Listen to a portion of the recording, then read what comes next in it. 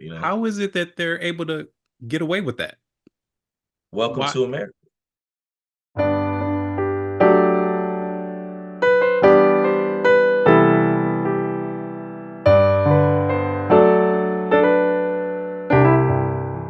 Welcome to Heart to Hearts. I'm Terrence Hardge, and today's episode is brought to you by my novel, Innocent Guilt, which deals with secrets, legal issues, healing, and redemption. Feel free to grab a copy on Amazon or Barnes and Noble. Meanwhile, let's hop back into our interview with Christopher Life Willars. Speaking of medical, one of the Mhm. things I saw that you mentioned was that you had a traumatic dental experience. And it's something that people don't think about. When we're out here and we're going to a doctor, we get to choose doctors, we get to choose care. You care to tell us about that traumatic dental experience you dealt Man, with? you see, I sat back, crossed my arms. No, but that's why I get up here.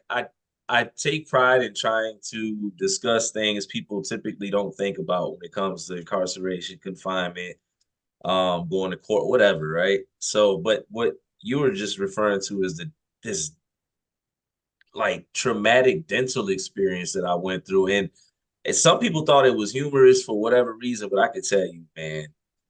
There's nothing more traumatizing than knowing that the people that are in charge of working on your body or your health aren't qualified. And I went in there for a simple tooth extraction. And after the tooth broke off 2 or 3 times, I understood quickly, they weren't qualified to do this job.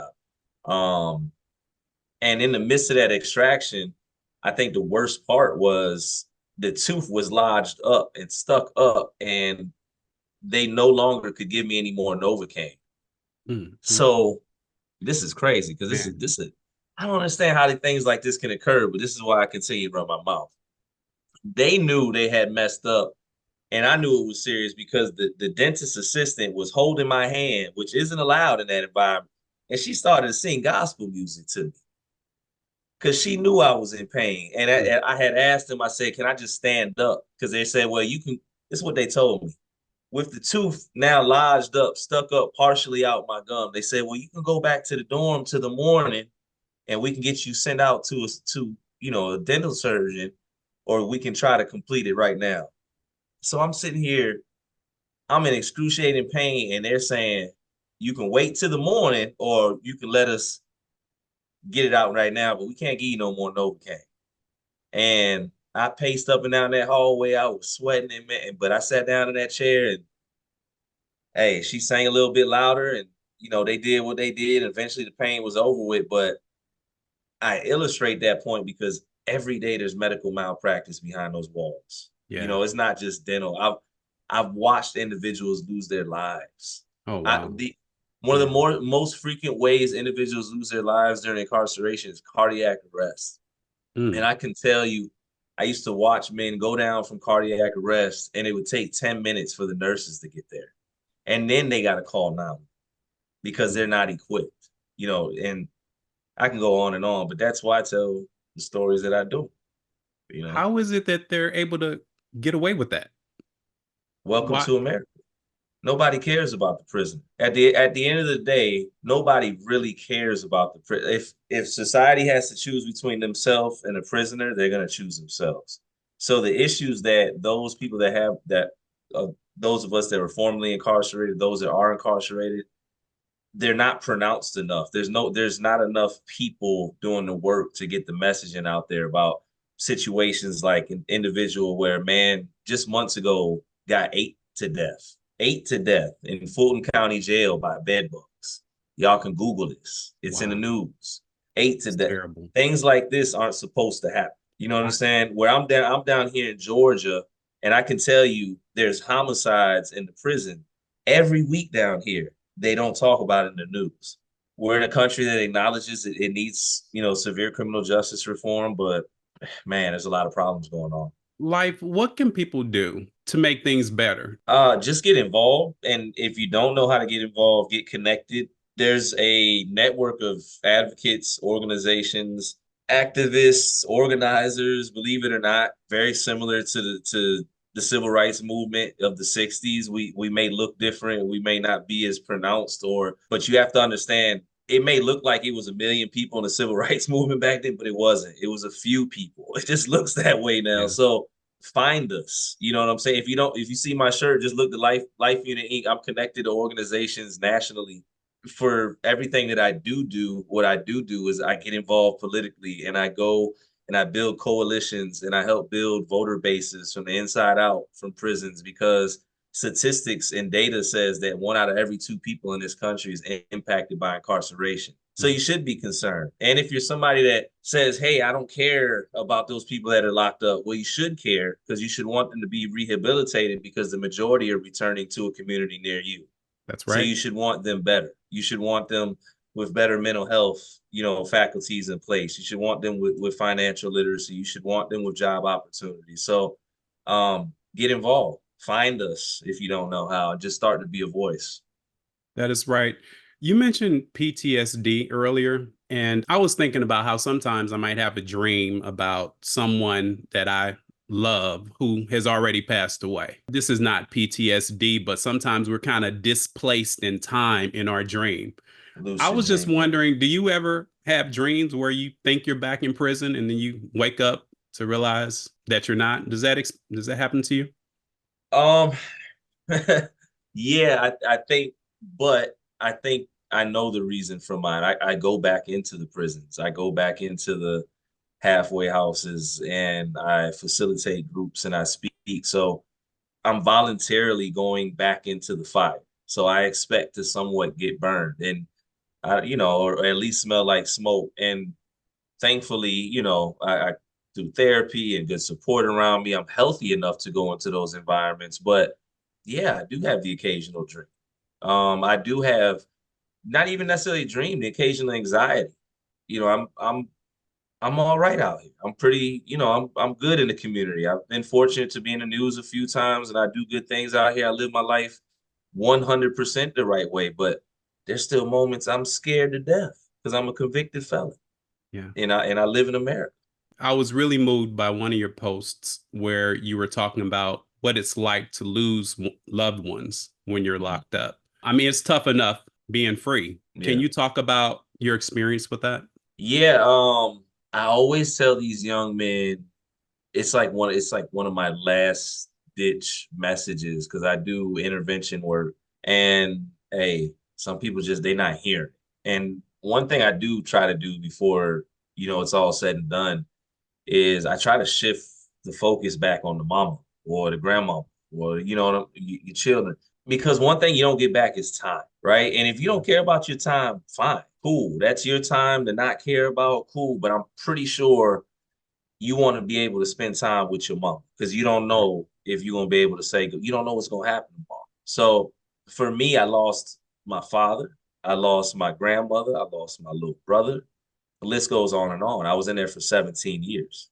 I mean, all three of those. It was funny with my father. My family didn't want to tell me, so I found out late. So that made it worse. With my grandmother, she had wrote a letter about a month prior that the prison sent back and didn't let me receive because she put her address on there with a sticker. And I had wrote her a letter and said, "Hey, grandma, I seen you wrote me, I love you, da, da, da," and then I never got anything back. And next thing I knew, here comes my mother up to the prison telling me she passed. And then I remember getting a call one time. I'm sitting there in prison, and I get a call, and I find out my little brother blew his brains out. So I tell these people, I tell these young men, yo, don't don't put yourself in the situation that I was in. You don't want to feel this trauma. You don't. No matter and I tell these, no matter how up I may seem to y'all, which I'm good, there's certain weights that I'm gonna have to walk around with forever that you don't have to. You know what I'm saying? It's Yeah. very real. So, and don't take me, laughing or chuckling, but I processed it that much that I'm so focused on the message now, and Right. trying to get them to understand that, man, some goodbyes you don't get back, Right. So I just had a brother call me from prison. His mother just passed. He didn't get to say goodbye to, and the list goes on and on, man. Death is a real and it does not stop because you're in prison. Right. Stay free so you can spend time with your loved ones, even if you don't care about your own time. Switching gears to something more positive, I was really inspired by your story of getting married to your wife, April. Is there anything you want to share about your love story? I just thought it was, unique. Can you share anything about your story with her? I would just say presently, we're getting ready to celebrate our 5-year wedding anniversary. We've been together for 7. And that's my best friend. That's all I can really say. We've been through hell. We've been through hell, back, hell again. We met in 2017 while I was still finishing up 17-year, prison sentence.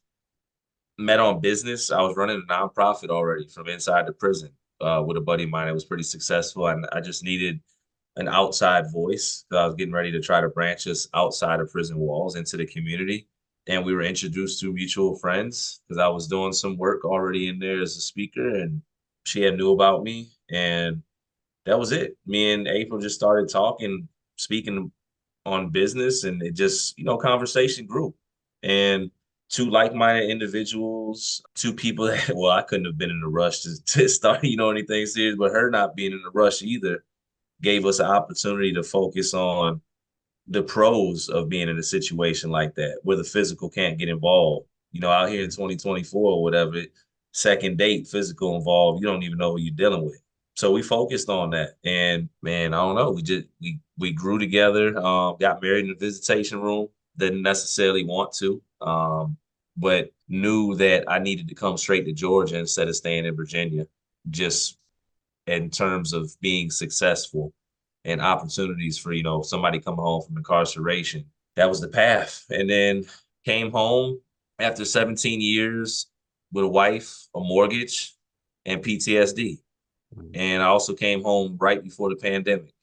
So that's why I always say, man, my wife's my best friend. I tell a joke to the young brother. I say I'm home every night before the street lights is on, and it's very true. And I don't leave the house. I don't leave the house unless it's business or I'm with my wife. I'm just that way. I always give her credit, and I love when she jumps on my social media or whatever and kind of speaks up for the spouses or the loved ones of those that are incarcerated. And she's able to give them a lot of insight advice because it hasn't always been easy. There's been some dark moments. PTSD is very real. That's why I talk about mental health, and I'm a mental health advocate. And I don't want to jinx it, but we're like in the best. It seems like we figured it out pretty quick. People say it takes like 7 years to figure it out. Right now, we're feeling pretty good. Yeah. And then, of course, oh, my fault. No, then go ahead, my brother. I'm listening. Yeah, I was going to say, and of course, we opened a school together too. I was just going to add. Yeah. Yeah. So, yeah. I definitely have some questions about the school, but before we hop into that, what's the best way for a spouse or a loved one or girlfriend or boyfriend to support somebody coming out of the prison system, particularly if they have PTSD and are really kind of struggling with reintegrating? Yeah, so mental health resources, if possible. If you can arrange for access to some sort of support group, something like that, some sort of aftercare, because 9 times out of 10, the mental health inside a prison where your loved one is at is probably nowhere. I would just focus on aftercare. That's what I tell the majority of the families. And then I would also say, as far as like the work you can do prior to the individual coming home, is don't let them lose grasp of the world. Right. Like don't let them feel isolated inside a prison. When you guys have conversations, allow them to vent, because they're going to probably have plenty to vent about there in prison, but also redirect their conversation at some point back to freedom. One thing my wife did, she asked me, especially as I got shorter, she was like, you need to start giving something away once a month, because she knew I was one of those guys that had all the sneakers and jeans. You need to start that's not your home.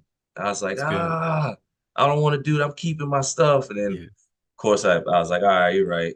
And I started to feel better because I was letting go of prison the shorter I got. So it was a physical activity she gave me. And then another thing she did was she would give me the opportunity for input when it came to what was going on outside of prison walls, because I wasn't out here.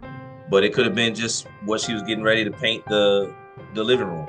Hey, I'm thinking about painting the living room. What color? She might send me the colors to look at. It's little things like that that gave me my value and helped me get a sense of reality before I got out of prison, if that made sense. You know what I'm saying? Instead of just boom, jumping straight out there. Makes real good sense. We're not done with life's story. We'll wrap it up with part 3. Find out why he gets choked up. Meanwhile, go spread joy with a contagious smile, and a hug doesn't hurt. You never know what life you might be changing or whose heart you might be healing. See you next time.